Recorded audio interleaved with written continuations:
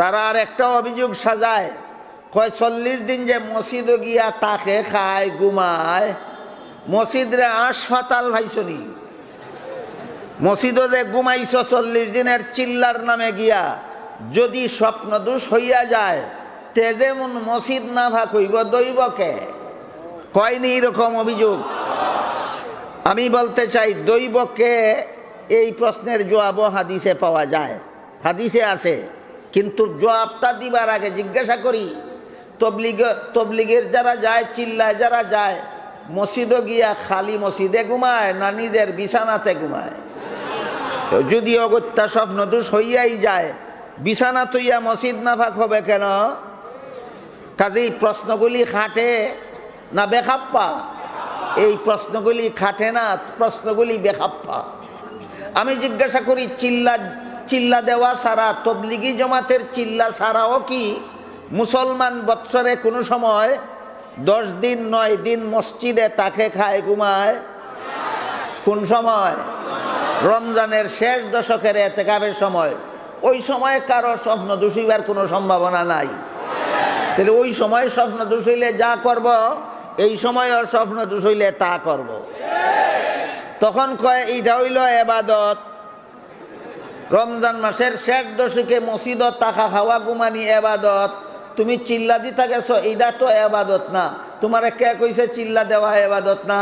রাসূল করিম সাল্লাল্লাহু আলাইহি ইসলামের মসজিদে রাসূলের চোখের সামনে একদল সাহাবায়ে কেরাম, যাদেরকে হাদিসের ভাষায় আসহাবে সুফফা বলা হয়েছে, তারা 12 মাস মসজিদে থাকতেন, মসজিদে খাইতেন, মসজিদে ঘুমাইতেন। কাজেই দিনের কাজের জন্য মসজিদে থাকা, চাই এতেকাফ হোক চাই দাওয়াত ও তবলিগ হোক, দিনের কাজের জন্য মসজিদে থাকার নাম ইবাদত, মসজিদে ঘুমানির নাম ইবাদত। এখন শুনেন, যদি স্বপ্ন দোষ হইয়া যায় আর অগত্যা মসজিদ না ভাগ হইয়া যায়, তাইলে দৈবেকে অভিযোগকারীরা এই অভিযোগও তুলে তবলিগের বিরুদ্ধে। আমি বলতে চাই, যদি অগত্যা কোনো চিল্লার লোক মসজিদে ঘুমানির পরে যদি স্বপ্ন দোষ হইয়া যায় আর এর কারণে যদি মসজিদ না ভাগ হইয়া যায়, এটা তার জানা অবস্থায় হবে না অজানা অবস্থায়? রসুলের সামনে এক ব্যক্তি একদিন অজানা অবস্থায় মসজিদ না ভাগ করছিল, সেই ঘটনা শুনলেই এই অভিযোগের জবাব পরিষ্কার হয়ে যাবে। রাসূল করিম সাল্লাল্লাহু আলাইহি ওয়াসাল্লাম মসজিদের ভিতরে কয়েকজন সাহাবায়ে কেরামদেরকে নিয়ে বসা আছেন, কথাবার্তা বলতেছিলেন। এমত অবস্থায় একজন নৌ মুসলিম, নূতন মুসলমান হয়েছে, মসজিদের আদব কায়দা শিখছে না, মসজিদের ভিতরে ঢুকছে। যেই মসজিদে রাসূল সাহাবাদের সাথে কথাবার্তা বলতেছিলেন, এই মসজিদের ভিতরে ঢুকছে, আর যখন তার পেশাবে ধরছে, সাথে সাথে রসুলের সামনে মসজিদে বসে পেশাব করা শুরু করে দিছে। বলেন কোথায় বসে পেশাব করা শুরু করলো? মসজিদে বসে। রসুলের কাছে যে সমস্ত সাহাবায়ে কেরাম বসা ছিলেন, তারা লোকটাকে দৌড়াইতে চাইলেন। আপনারা বলুন তো মসজিদের ভিতরে যেই লোকে পেশাব করা শুরু করে দিছে, তারে দৌড়াইলে কেমন উপকার হবে? না মসজিদ আরো খারাপ হবে? এই জন্য রসুল বাধা দিয়া বললেন, সাবধান, পেশাব করা শুরু করে দিছে, আর দৌড়াইও না, এখন শেষ করতে দাও। ইচ্ছা মতো লোকটা রাসূলের সামনে, রাসূলের মসজিদে বসে পেশাব করে শেষ করছে। শেষ করার পরে আল্লাহ রসুল তারে কইলেন, তুমি নূতন মুসলমান, তুমি মসজিদের আদব কায়দা শিখছো না, মসজিদ আল্লাহর পবিত্র ঘর, আর পেশাব হইল নাফাক, আর কোনোদিন মসজিদে পেশাব করো না। এই লোকটা যে মসজিদ নাফাক করছিল, জেনে শুনে না জানার কারণে। সাহাবায়ে কেরাম যারা দৌড়াইতে চাইলেন, তারা তো জানতেন যে মসজিদ আল্লাহর পবিত্র ঘর, আর পেশাব হইল নাফাক, মসজিদের ভিতরে পেশাব করা গুনাহ। যে লোকটা নাফাক করছে সে জানতো না, যারা দৌড়াইতে বলছিলেন তারা জানতেন। এই জন্য আল্লাহ রসুল তাদেরকে বললেন, বালতি আনো, ভানি আনো, দইয়া সাফ করো।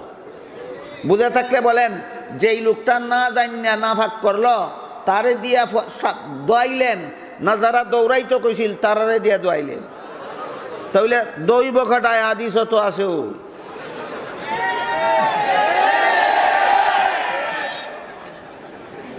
এক ব্যক্তি চিল্লা দিতে গেল, মসজিদে ঘুমাইল, তোমরার কথা মতো স্বপ্ন দোষ হইয়া মসজিদ নাফাক হইয়া গেল।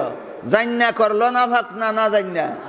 তে রসুলে কি করছেন? যেই লোকে না জান না ভাগ করছে তারে দিয়া দোয়াইছেন না তারে শুধু সতর্ক করে দিয়েছেন?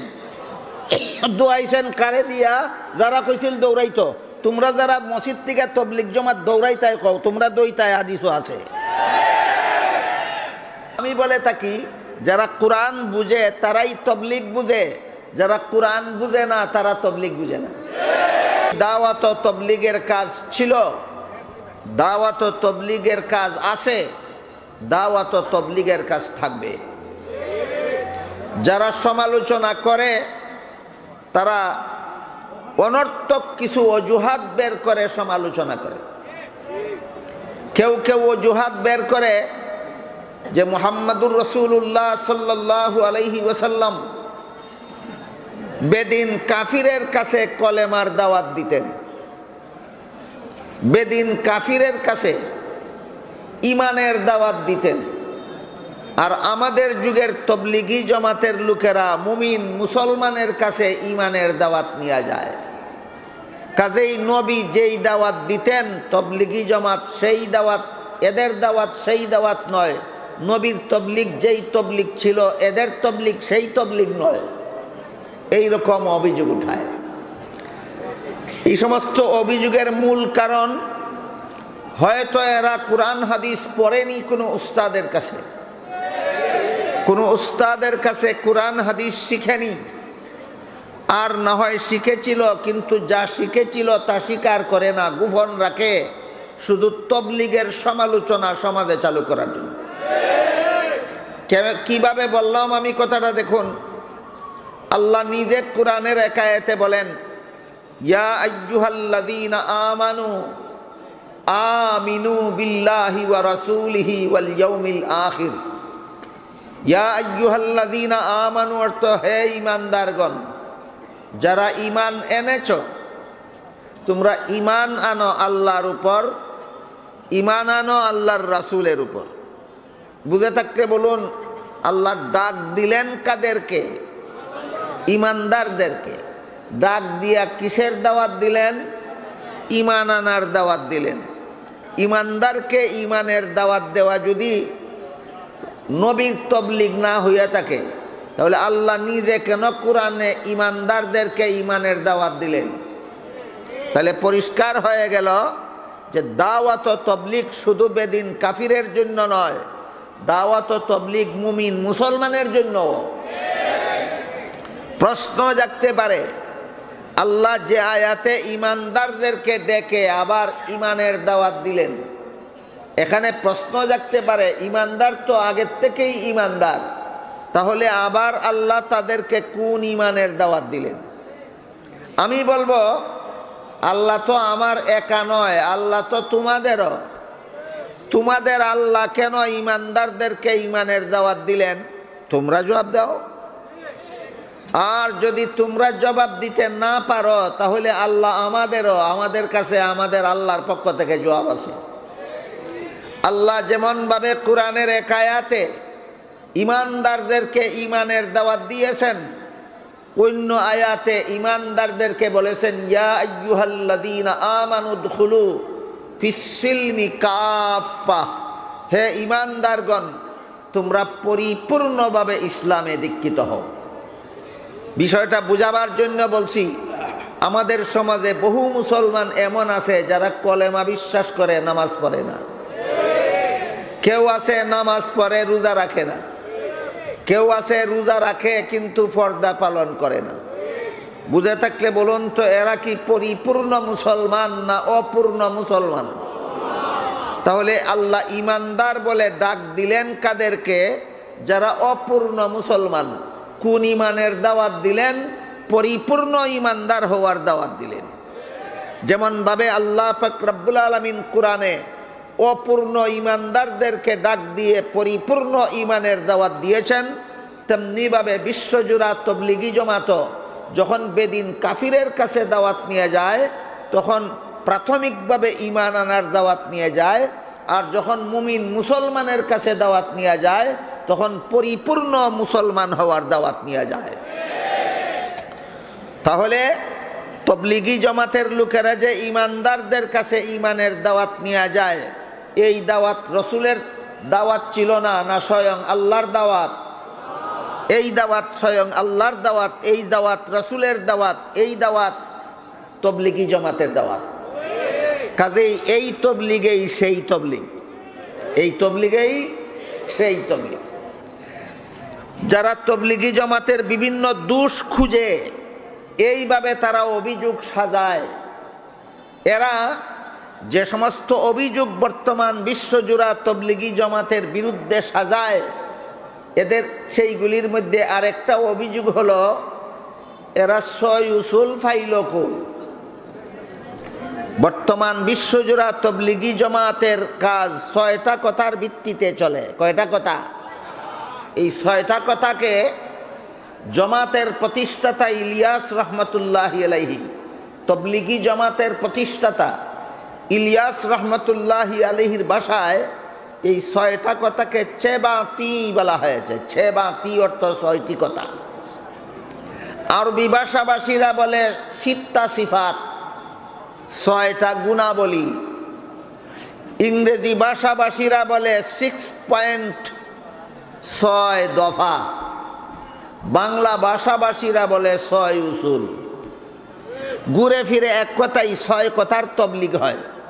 বর্তমান বিশ্বজোড়া তবলিগি জামাতে কত কথার তবলিগ হয়? 6 কথার তবলিগ হয়। প্রথম কথা হলো কলেমা লা ইলাহা ইল্লাল্লাহু মুহাম্মাদুর রাসূলুল্লাহ। দ্বিতীয় কথা হলো নামাজ।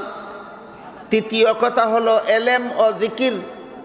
চতুর্থ কথা হলো একরামুল মুসলিমিন। পঞ্চম কথা হলো সহিনিয়ত। ষষ্ঠ কথা হলো, 6 নম্বর কথা হলো নফর ফি সাবিলিল্লাহ, আল্লাহর দ্বীনের কাজে সময় দেওয়া। 6টা কথা মনে রাখুন, তারপরে তাদের অভিযোগ শুনুন, তারপরে অভিযোগের জবাব বুঝুন। যে 6 কথা বর্তমান বিশ্বজোড়া তবলিগি জামাতে যে 6 কথার তবলিগ হয়, 6 কথার প্রথম কথা কলেমা, দ্বিতীয় কথা নামাজ, তৃতীয় কথা এলেম ও জিকির, চতুর্থ কথা একরামুল মুসলিমিন, পঞ্চম কথা সহিনিয়ত, 6 নম্বর কথা নফর ফি সাবিলিল্লাহ। এখানে দেখা গেল কলেমা আছে, ইসলামের ভিত্তির মধ্যেও কলেমা আছে, তবলিগের 6 কথার মধ্যেও কলেমা আছে। ইসলামের পঞ্চভিত্তির মধ্যেও নামাজ আছে, তবলিগের 6 কথার মধ্যেও নামাজ আছে। ইসলামের পঞ্চভিত্তির মধ্যে রোজা আছে, কিন্তু তবলিগের 6 কথায় রোজা নাই। ইসলামের পঞ্চভিত্তির মধ্যে হজ আছে, তবলিগের 6 কথার মধ্যে হজ নাই। তাহলে এই তবলিগ কিভাবে ইসলামী তবলিগ হইল? যারা তবলিগের বিরুদ্ধে অভিযোগ সাজায় তারা বলে যে তবলিগের 6 কথায় এর ভিতরে যেহেতু ইসলামের পঞ্চভিত্তির তৃতীয় ভিত্তি রোজা নাই, চতুর্থ ভিত্তি হজ নাই, এই জন্য এই তবলিগ সেই তবলিগ নয়। অভিযোগটা কি বুঝতে পারলেন আপনারা? অভিযোগের জবাব দেওয়ার আগে বলছি, পবিত্র কোরআনের বিভিন্ন জায়গাতে আল্লাহ এমন 6 কথা বলেছেন যে 6 কথার মধ্যে পরিষ্কার ভাষায় রোজার কথা উল্লেখ করেননি, যে 6 কথার ভিতরে পরিষ্কার ভাষায় হজের কথা উল্লেখ করেননি। কিন্তু এই 6 কথা পালন করলেই হেদায়েত পাওয়া যাবে, 6 কথা পালন করলেই জীবন সফল হয়ে যাবে, 6 কথা পালন করলেই জাহান্নাম থেকে রক্ষা পাবে, 6 কথা পালন করলেই জান্নাত লাভ করতে পারবে বলে উল্লেখ আছে। যেমন ধরুন, এর প্রথম উদাহরণ সূরাতুল বাকারা, কোরআন শরীফের সবচেয়ে বড় সূরা। এই সূরার শুরুতে আল্লাহ বলেন হুদাল্লিল মুত্তাকিন, কোরআন মুত্তাকিনদের জন্য হেদায়েত। মুত্তাকিনের 6 গুণের বিবরণ দিয়ে আল্লাহ বলেন আল্লাযীনা ইউমিনুনা বিল গায়ব, যারা 1 নম্বরে গায়বানা অবস্থায় ঈমান আনবে, ওয়া ইউকিমুনাস সালাহ, যারা নামাজ কায়েম করবে, ওয়া মিম্মা রাযাকনাহুম ইউনফিকুন, আমার দেওয়া সম্পদ আমার বিধান মতে খরচ করবে, ওয়াল্লাযীনা ইউমিনুনা বিমা উনজিলা ইলাইক, যারা কোরআন বিশ্বাস করবে, ওয়া মা উনজিলা মিন ক্বাবলিক, অন্যান্য আসমানি কিতাব বিশ্বাস করবে, ওয়া বিল আখিরাতি হুম ইউকিনুন, পরকালের প্রতি ইয়াকিন রাখবে। কত কথা? কত কথা? 6 কথা। কোন সূরার শুরুতে? সূরাতুল বাকারার শুরুতে। আমি আবারও বলি, আপনারা শুনবেন, মনোযোগে বুঝবেন, আঙ্গুলে গণবেন। আল্লাহ 6 কথা বলেছেন সূরাতুল বাকারার শুরুতে। প্রথম কথা, গাইবানা অবস্থায় ঈমান আনবে। দ্বিতীয় কথা, নামাজ কায়েম করবে। তৃতীয় কথা, আল্লাহর দেওয়া সম্পদ আল্লাহর বিধান মতে খরচ করবে। চতুর্থ কথা, কোরআন বিশ্বাস করবে। পঞ্চম কথা, অন্যান্য আসমানি কিতাব বিশ্বাস করবে। ষষ্ঠ কথা, পরকালের প্রতি ইয়াকিন রাখবে। কত নম্বর কথায় আল্লাহ বলেছেন রমজান মাসে রোজা রাখবে? নাই। কত নম্বরে আল্লাহ বলেছেন বাইতুল্লাহ শরীফের জিয়ারত করবে, হজ করবে? নাই। অথচ পরিষ্কার ভাষায় রোজার কথা বলেননি, পরিষ্কার ভাষায় হজের কথা বলেননি। এমন 6 কথা বলে আল্লাহ সূরাতুল বাকারার শুরুতেই বলেন, উলাইকা আলা হুদাম মির রাব্বিহিম। এই 6 কথা যারা পালন করে এরা আল্লাহর হেদায়েত প্রাপ্ত। ওয়া উলাইকা হুমুল মুফলিহুন। এই 6 কথা যারা পালন করে এদের জীবন সফল। অন্য আয়াতে আল্লাহ সফল জীবনের ব্যাখ্যা দিয়া বলেন, মান যুহজিহা আনিন নার ওয়া উদখিলাল জান্নাতা ফাকাদ ফাজ। যে ব্যক্তি জাহান্নাম থেকে রক্ষা পেল, জান্নাত লাভ করতে পারল, সেই ব্যক্তি সফল হলো। সারমর্ম হলো, এই 6 কথা যারা পালন করে তারা আল্লাহর হেদায়েত প্রাপ্ত, তারা জাহান্নাম থেকে মুক্ত, তারা জান্নাত প্রাপ্ত।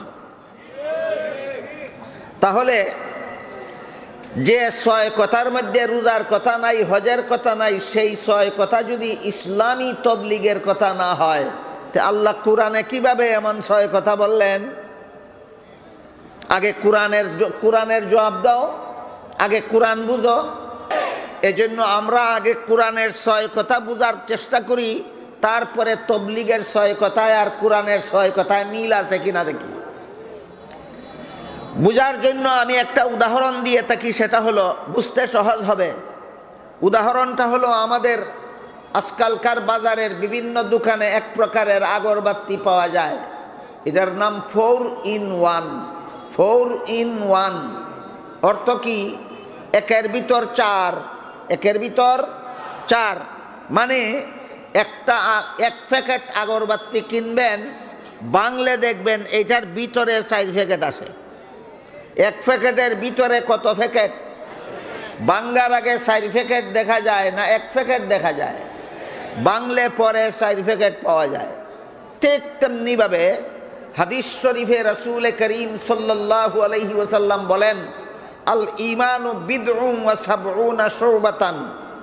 ঈমানের সর্বমোট 77 কাজ। কত কাজ? 6 কাজ নয়, সর্বমোট 77 কাজ। এই কোরআনের 6 কথার ভিতরে ঈমানের 77 কাজের বিবরণ সংক্ষেপে আল্লাহ বলে দিয়েছেন। ব্যাখ্যা করলেই 6 কথার ভিতর থেকে 77 কথা বের হয়ে আসবে। এই 77 কাজের মধ্যে একটা নামাজও আছে, 77 কাজের মধ্যে একটা রমজান মাসের রোজাও আছে, 77 কাজের মধ্যে একটা হজও আছে। কাজেই কোরআনের 6 কথার ভিতরে নামাজ রোজা কেমনে পাওয়া যায়, কোরআনের 6 কথার ভিতরে হজ কেমনে পাওয়া যায়, এই কথাটা বুঝলেই আমরা তবলিগের 6 কথার ভিতরে রোজা কেমনে পাওয়া যায়, হজ কেমনে পাওয়া যায় পরিষ্কারভাবে বুঝতে পারব। কোরআনের 6 কথা আবারও বুঝি। কোরআনের 6 কথার মধ্যে আল্লাহ প্রথমে বলেছেন গাইবানা অবস্থায় ঈমান আনবে। 2 নম্বর কথা বলেছেন নামাজ কায়েম করবে। 3 নম্বর কথা বলেছেন আল্লাহর দেওয়া সম্পদ আল্লাহর বিধান মতে খরচ করবে। 4 নম্বর বলেছেন কোরআন বিশ্বাস করবে। সূরাতুল বাকারার শুরুতে আল্লাহ 6 কথার চতুর্থ কথা কি বলেছেন? কোরআন বিশ্বাস করবে। বলুন তো কোরআনের ভিতরে রমজান মাসে রোজা রাখার কথা আছে কিনা? তাইলে কোরআন বিশ্বাস করলে রোজা বাদ দিয়া বিশ্বাস করবে না রোজা সহ বিশ্বাস করবে? বলুন কোরআনের ভিতরে হজের কথা আছে কিনা? তাইলে কোরআন বিশ্বাস করলে হজ বাদ দিয়া কোরআন বিশ্বাস করবে না হজ সহ কোরআন বিশ্বাস করবে? তাইলে এই কোরআনের 6 কথার ভিতরে যেমনভাবে পরিষ্কারভাবে রোজার কথা উল্লেখ নাই, এর ভিতরেই আছে। পরিষ্কারভাবে হজের কথা উল্লেখ নাই, এর ভিতরেই আছে।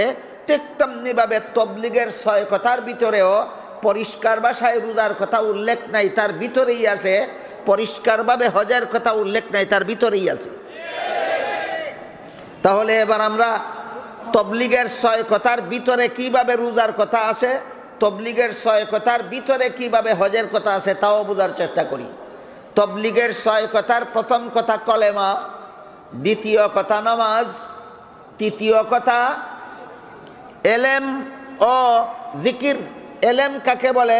কোরআনের জ্ঞান ছাড়া আর যত জ্ঞান আছে না, কোরআনের জ্ঞান সর্বশ্রেষ্ঠ এলেম।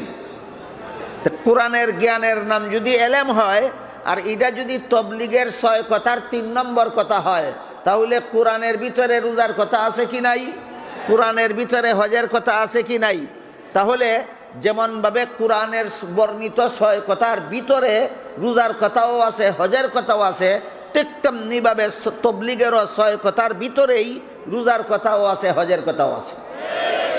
তাহলে কোরআনের 6 কথা আসলেই 6 কথা না 6 কথার ভিতরে 77 কথা? 6 কথার ভিতরে আছে 77 কথা।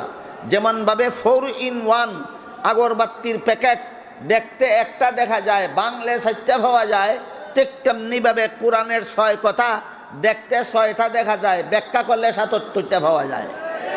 আগরবাতির বেলায় হইল 4 in 1, আর কোরআনের বেলায় হইল 77 in 6। কোরআনের বেলায় 77 in 6। যেমনভাবে কোরআনের বেলায় 77 in 6, ঠিক তেমনিভাবে তবলিগের বেলায়ও 77 in 6। কোরআনে যেমনভাবে 6 কথার ভিতরে আল্লাহ 77 কথা ঢুকাইয়া দিয়েছেন, ঠিক তেমনিভাবে তবলিগেরও 6 কথার ভিতরেই 77 কথা ঢুকাইয়া দেওয়া হয়েছে। সুতরাং তবলিগের 6 কথার বিরুদ্ধে সাজানো অভিযোগ, এই অভিযোগ গ্রহণযোগ্য নয়। অভিযোগ যারা সাজায় তারা আরো অনেক অভিযোগ সাজায়। তারা অভিযোগ আরো একটা সাজায়, কয় 40 দিনের চিল্লা পাইল কই, 40 দিনের চিল্লা পাইল কই। 40 দিনের চিল্লা মন গড়া পাইছে না, কোরআন হাদিসের ভিতরেই পাইছে।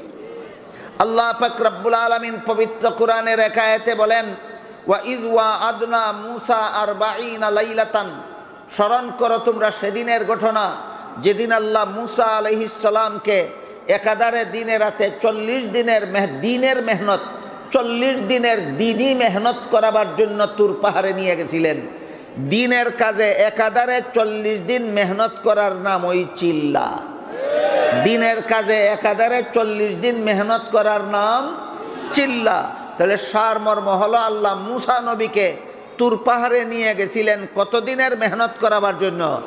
তাহলে চিল্লা তো কোরআনেই আছে। এখন বলে মূসা নবীকে যদি আল্লাহ চিল্লা দেওয়াইয়া থাকেন দিছেন, মূসা নবী যদি চিল্লা দিয়ে থাকেন দিছেন, তিনি নবী ছিলেন, আমরা তো নবী না, আমরা কেন চিল্লা দেব? অভিযোগ আবার নতুন ভাবে সাজাইল যে আমরা তো নবী না, আমরা কেন চিল্লা দেব?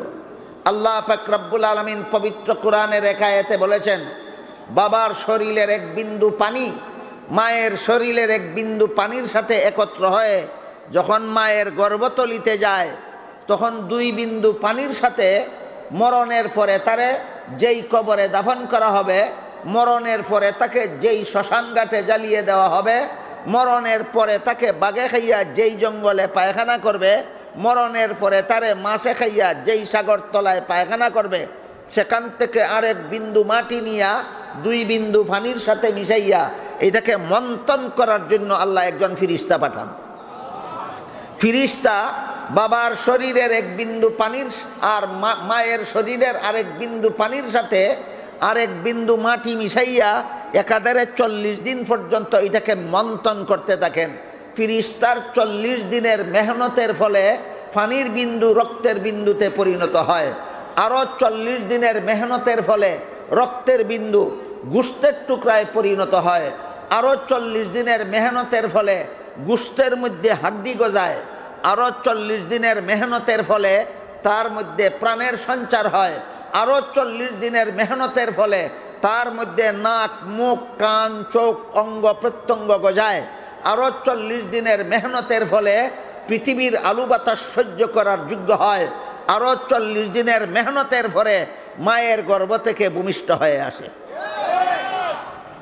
মায়ের গর্ভের থেকে 7 চিল্লা দিয়ে আইলো। ক চিল্লা?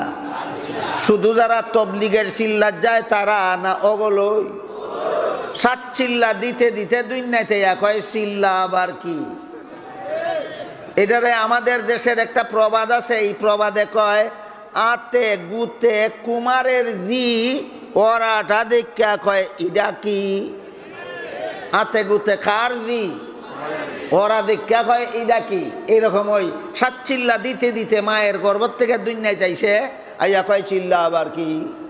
বুঝে থাকলে বলুন তো, এই 7 চিল্লা কি শুধু নবীরা দিছিলেন না সমস্ত উম্মতেও দেয়? এখন কয় মায়ের গর্ভে থাকাকালে 7 চিল্লা দিলে দিছি, এখন আমি মায়ের গর্ভে না, এখন আমি দুনিয়াতে আছি, এখন কেন চিল্লা দিব? প্রশ্নের এক অভিযোগের জবাব দিলে আর এক অভিযোগ সাজায়নি, সাজায়। এখন এর সর্বশেষ সাজানো অভিযোগের জবাব শুনেন।